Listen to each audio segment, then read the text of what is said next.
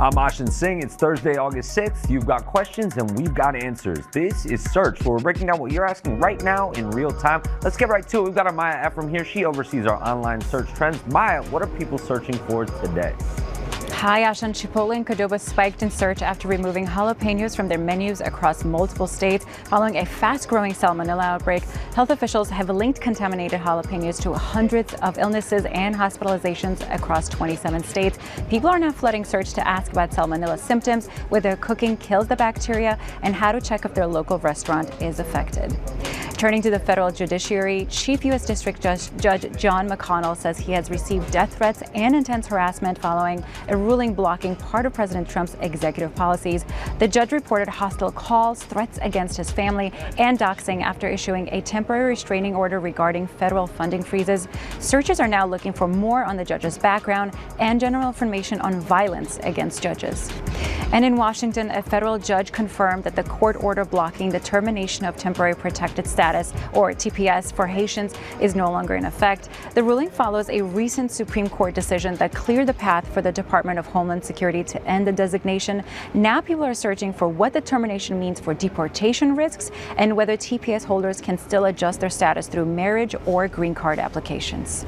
We've got a busy day to start. Maya, thank you so much. We'll check back with you in just a bit. Okay, let's dive a little deeper into the story that you guys can't stop asking about. The salmonella outbreak linked to jalapenos, and we've got our Dr. Darian Sutton here to answer your top search questions. Dr. Darian, thank you so much for being here, man. It feels like another day, another food recall. What restaurants are currently under investigation, and where's this outbreak going on right now?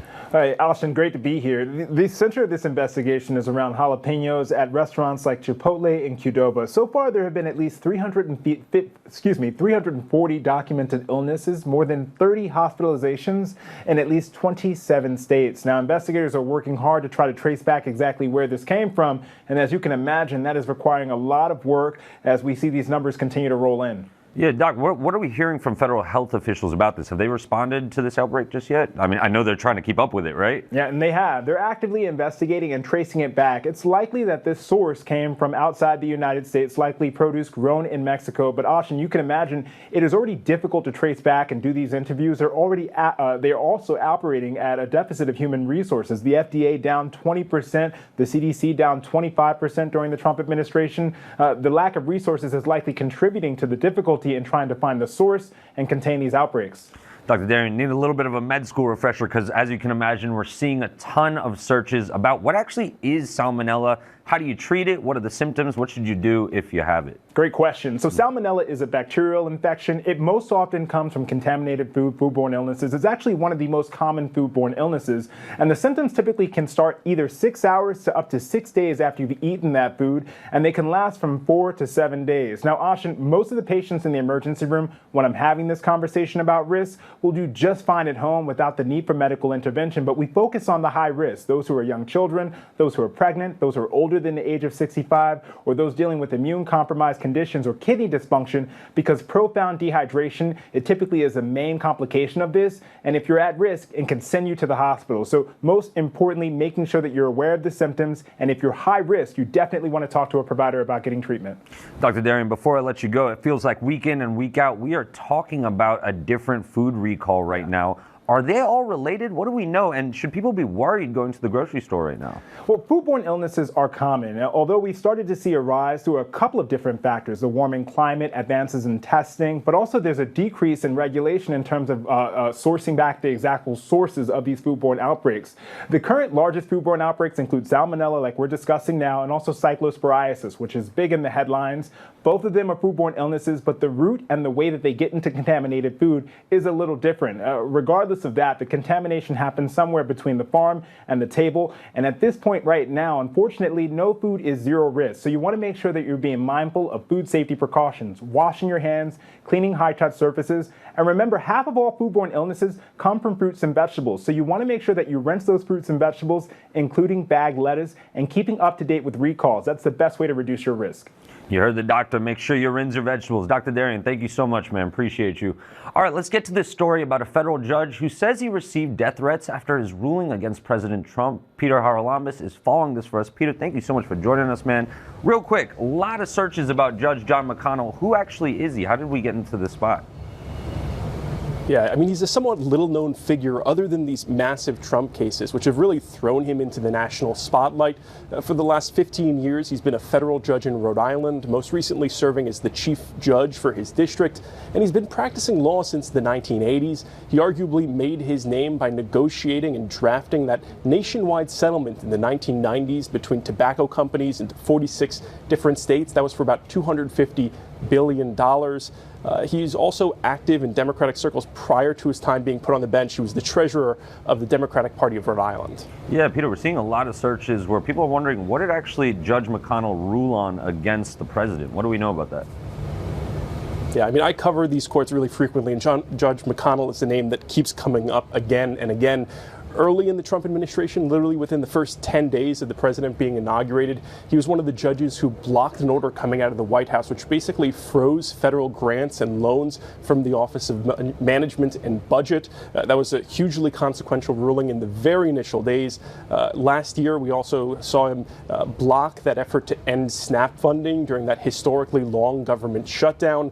He also, earlier this year, blocked immigration officials from freezing applications from 39 different countries. All of those, he was the chief judge, and he's largely been upheld by appeals courts. Yeah, Peter, break down the threats for us. What do we know about where they're actually coming from, and has anyone actually been arrested? Unfortunately, there does not appear to be any arrests in this instance, and there's just a staggering number of threats here. We're talking about 400 threatening messages his office has gotten since the Trump administration has started. At least 6 of those were credible threats. His daughter was even doxxed by a prominent conservative influencer. It's gotten so bad that his home insurance company actually dropped him from their policy because of that increase in threats. We also saw that he was a victim of this pizza doxing issue, where judges across the country have had pizzas delivered to their homes at random hours despite not ordering them, kind of highlighting the fact that their address is out there and available for folks with bad intentions.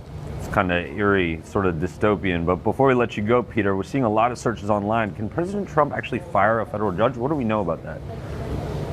Yeah, I mean, as much as President Trump complains about a lot of these judges, he does not have the authority to do that. Congress could impeach a judge, and we saw 2 attempts at that for McConnell, but so far those have been very unsuccessful, and we've not really seen a judge impeached in the Trump era successfully. Peter Arlambis, thank you so much, man. Appreciate you. Let's pivot to a federal court ruling putting an official end to temporary protected status for more than 350,000 Haitian migrants living in the U.S. I've got our justice reporter, Alex Mallon, on the story. Alex, appreciate you, man. People are searching online. Exactly what is TPS, and what does it mean for those whose status actually ended today? Yeah, temporary protected status is actually extended by various administrations to countries when they're experiencing some form of crisis, be it something like an earthquake or potentially even a civil war. Now, in this case, this was Haiti, and it was extended. And now the Trump administration, after President Trump was inaugurated in 2025, moved to end it for Haiti. There was various court challenges, but the Supreme Court in June formally ended TPS for Haiti as well as Syria. That paved the way for this judge in D.C. Yesterday to formally lift her order that had actually blocked and extended TPS, and now paving the way for these 350,000 Haitians to no longer have those protections. Yeah, you mentioned Syria as well. Why is Haiti being targeted in this specific end of TPS? Do we know, and do we know who's behind it? I mean, the administration has basically said that they don't think that the factors that played into when Haiti was given TPS status, that those factors don't exist anymore, which critics have argued vehemently against, saying that the factors in Haiti that existed, which was civil war, famine, those are still very much ongoing. There's a lot of allegations from critics that this is a targeted effort by the administration to extend their ability to remove scores of individuals from communities across the United States as their deportation efforts have ramped up over the past year and a half. But this isn't the only country where the administration has ended protections. That includes Myanmar, Ethiopia, Somalia, South Sudan, Venezuela, and Yemen have all also seen their TPS designations revoked by this administration. Yeah, Alex, you had mentioned the federal judge who had lifted TPS that went into effect. Her name is being searched quite a bit, Ana Reyes. What do we know about her, and who actually appointed her? Yeah, Ana Reyes was appointed by President Joe Biden. I've covered her extensively dating back to when she presided over many of the January 6 riot trials. She also was one of the judges that actually sought to block the administration from implementing its ban on transgender individuals in the military, which was also subsequently turned over. Now, Reyes has been a very vocal member of the D.C. District Court here and has been one of the several judges that were handed a lot of those early civil lawsuits in the Trump administration where they either sought to block or delay implementation of some of the more controversial policies. I gotcha. Alex Mellon, thank you so much for breaking it down for us. Appreciate you, man. We just ran through your top searches, but what else is on your timeline? Let's get back to Maya. Maya, what else is trending today? Ashan, lottery fever sweeping the nation as Powerball jackpot rolled over again, climbing to a staggering and cool $856 million. Searchers and hopeful players are looking up the odds of hitting the jackpot and looking for the next drawing, which is this coming Saturday at 10:59 p.m. Eastern. And wildlife lovers across the country are tracking updates on Jackie, the beloved big bear bald eagle. After suffering severe anemia and undergoing a blood transfusion, Jackie recently underwent advanced testing, including a CT scan and a bone marrow biopsy. Jackie's fans are searching for the latest medical updates, hoping for her full recovery and return to the wild. And we all are. We're all sending our love and thoughts and prayers to Jackie. Maya, thank you so much. Yes. Appreciate you. Coming up, one search always leads to another. We've got a trending topic, but that's just the surface. We're talking about if AI is helping or hurting as more people turn to chatbots for help. The Spiral is up next.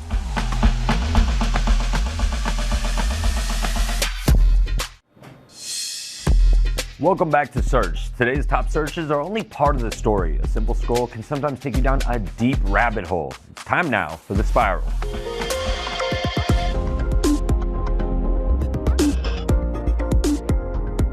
All right, and you guys have a lot of questions about mental health, and we're following your clicks and curiosity, and it looks like you guys want to know how people are using AI therapy and if it could actually help people. So let's break it down. We've got Rena Roy up first and Dr. Grant Brenner up next. Y'all, thank you so much for joining us.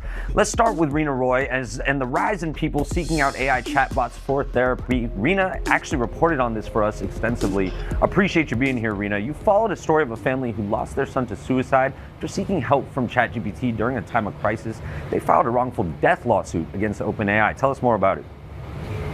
Yeah, Ashan, so we went out to Orange County earlier this summer to sit down with the Rain family, who very graciously let us into their home and share their personal story. And look, this is a landmark lawsuit that we are talking about, the first of its kind to be filed against OpenAI. The Rain say ChatGPT was essentially their son Adam's suicide coach. Adam started using it as his confidant and therapist. And as time went on, ChatGPT began discussing methods with him to take his own life. In one conversation, the bot even gave Adam pointers on how to set up a more effective noose. And the family told us when we sat down with them that they believe if Adam had opened up about his suicidal ideations to an actual therapist, that he would still be here today, Ashan. It's kind of unbelievable to even imagine, let alone see play out in real life. So what is OpenAI actually saying in response to this case and calls for accountability? Yeah, so in a statement posted on their site last year, OpenAI said in part, our deepest sympathies are with the Rain family for their unimaginable loss. And our response to these allegations includes difficult facts about Adam's mental health and life circumstances. The original complaint included selective portions of his chats that require more context, which we have provided in our response. That's what ChatGPT said. And in the months after Adam's death, OpenAI posted a blog laying out their plans to strengthen safeguards in long conversations and refine how they block content in the wake of recent heartbreaking cases of people using ChatGPT in the midst of acute crises. So they say that they're making some changes, but they do stop short of taking accountability. Rena, you've been reporting on this for a minute. I feel like this is a story we're going to be hearing more and more about. Just how common is it for people to use AI chatbots for therapy? Are we seeing it more? Yeah, well, when you think about how many people use AI chatbots for everyday things, right, like planning vacations, for example, or meal prepping, it's really not surprising to hear that more and more people are starting to use it as a companion or even a therapist as well.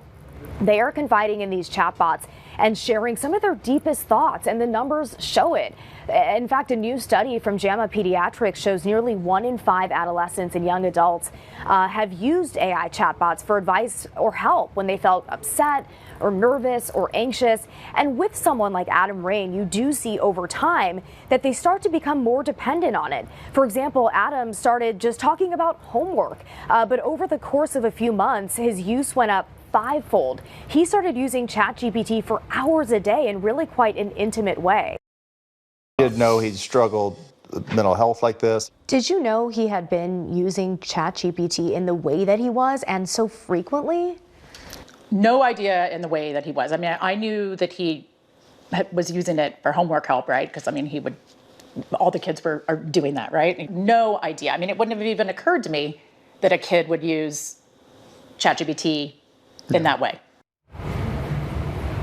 And I think a lot of parents are surprised by the use that we are seeing with ChatGPT. And experts say it is when conversations get longer that the safety guardrails of something like ChatGPT degrade, especially at a time when people in crisis actually need a licensed therapist to get involved. And they stress that a bot just cannot understand the complexities and the nuances of mental health issues the way a licensed therapist can. Ashan. Thank you so much for joining us. Appreciate you. Let's bring in Dr. Grant Brenner, a board-certified physician psychiatrist.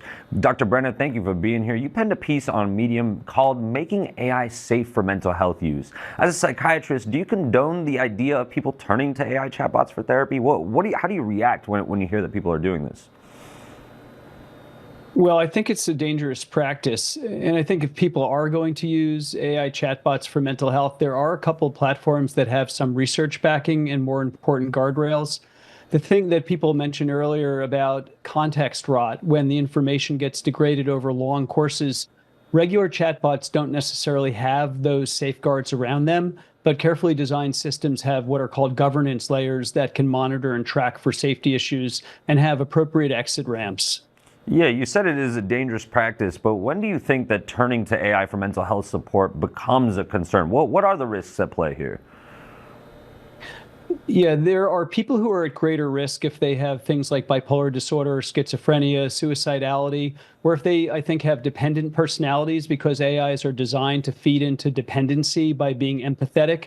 And of course, for commercial reasons, they're designed to make users want to keep spending more on tokens. And so people who are susceptible to influence, I believe, though there's no data on this, from other people who might be susceptible to narcissistic abuse, or being taken advantage of, are also going to be susceptible to AI.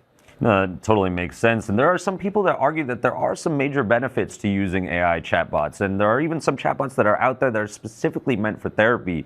You as a licensed psychiatric professional, how do you react to this? Well, I think it's really important. There's unmet mental health and general health needs throughout the country and the world. And as they say, you can't hire yourself out of this problem. I think we need to design systems that support care, generally support human therapists, and in certain very carefully tested, researched, and selected cases, there may be use applications for AI chatbots to provide psychotherapy, but that is years off, in my opinion. Yeah, Dr. Brenner, it seems like we're only seeing more and more people actually using these chatbots for things like therapy. Just like the rest of us worried about our jobs being taken, do you see a future where a career in mental health and counseling will become obsolete because of the pace that AI is moving in this space? I think that's unlikely, though some of it comes down to what you believe. I think there's something unique about human beings that's important for the therapeutic interaction. Not everyone would agree with me. I do think that there's a tremendous role for AI to become supportive of people, but what I envision is that AI would not replace therapists per se, but AI would become part of health and wellness in a way which supports the human-centered approach. In some cases, in underserved areas, AI may be better than no care, but that has to be tested, researched, and proven. Whether AI is better than human care, better than no care, it's not something we should jump into without giving careful consideration to the consequences. And it feels like this is a story that we're just going to be talking about more and more. Dr. Grant Brenner, thank you so much for joining us. If you're experiencing suicidal thoughts, substance use, or any other mental health crisis, please call or text the 988 Suicide and Crisis Lifeline. You will reach a trained crisis counselor for free, 24 hours a day, 7 days a week. You can also go to 988lifeline.org. Still ahead, we've got your top pop culture and entertainment searches with Roxy Diaz. The Vibe Check is next.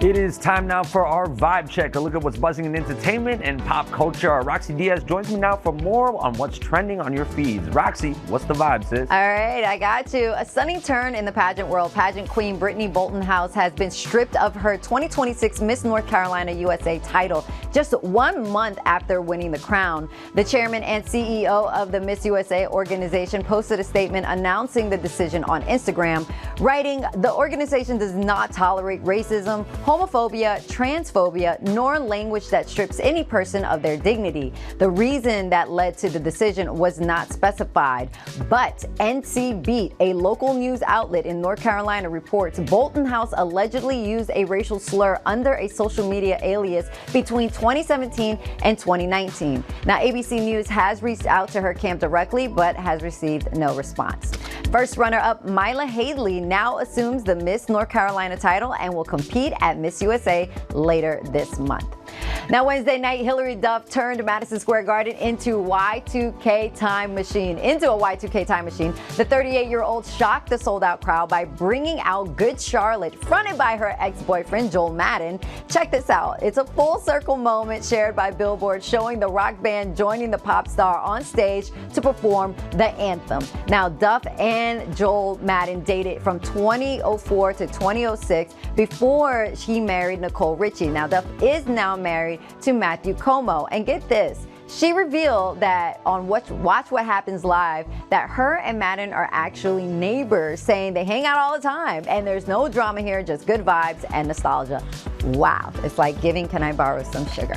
Anyway, Martin spinoff is officially reprising. Martin Payne, the 61-year-old comedian and actor, returns to his iconic 90s character in the Varnell Hill Show, a Paramount Plus spinoff premiering September 1st, with Lawrence as also serving as executive producer for the show. And now this follows Tommy Davidson's Varnell Hill, the revival talk show host, introduced in Martin's second season. Davidson says that it was Lawrence's first time seeing each other in roughly 14 years. I personally cannot wait to see these two on the screen again. And it's the interview that everybody is talking about. ASAP Rocky says Rihanna is now working on new music, and yes, that means that long-awaited 9th album is on the way. On the Jason Lee show, Rocky pushed back on the idea that their relationship and the 3 kids are why she hasn't dropped music. Now, he says she's in the studio right now, and during the interview, he goes on to apologize to Rihanna before adding, she's working, she's cooking, and the timing tracks because Rihanna teased a studio trip in the Day in the Life video earlier this year. So it's been nearly a decade since Rihanna's last album, Anti, topped the charts in 2016. It's currently sitting at number 70 on today's Billboard 200, and it's also extending a historic week at 500 weeks run on the chart. So Rihanna's still up there. The Navy wants new music. This interview from Jason Lee was absolutely amazing. It gave us so many insights and answers that we wanted to know about both of their lives. But I feel like a decade later, I'll believe it when I see it. I still got Anti-rotation. I can't believe it's still on the Billboard top 200, but that's just the power of Riri, right? Look, the power of the Riri, and then also the power of like Sade. When you think about Sade doesn't even go on tour. It's like every 10 years, maybe 15 years that she pops up with maybe some new music or going on tour. It's like the Sade effect. You are waiting and you're waiting for more. You want more. So kudos to Riri for keeping us salivating for new music. I personally cannot wait, but she looked like she's been having a good time. I might not add. No, she's definitely been living her best life. But, Yes. but we need that record, Rihanna. We need that record. I agree. Roxy, I appreciate you. All right, I'm Ashin Singh, and this is Searched on ABC News Live, where your questions meet real answers. We'll leave you with what's trending right now on abcnews.com. You can scan that QR code right there to catch up, and I'll see you back here tomorrow. Be safe.